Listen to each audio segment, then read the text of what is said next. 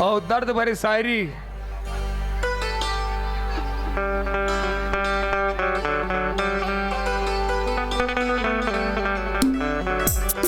ए गुड्डू, ओ बाबा बोलो है। ए गुड्डू ध्यान से सुनो, भविष्य में तुम्हारा काम है।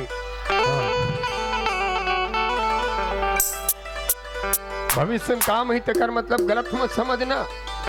ये लाइन में कभी मत पड़ना, बर्बाद हो गए कई आदमी। ठीक है, प्रेम करना है तो केवल अपन धर्म पत्नी बस प्रेम करो, सुर्फ नखस कोई वास्ता मत रखो। ठीक है, हाँ सही बात है, ये ठीक बोला थे। तो शादी हो गई, हो गई। हाँ चलो कि आप उदास उदास से लगते हो, तरकीब बताओ मनाने की। वाह बोलो ना, भविष्य में काम है। कि आप उदास उदास से लगते हो, तरकीब बताओ मनाने की।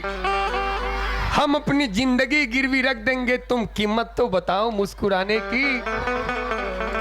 कैसा लगा मेरा मजाक?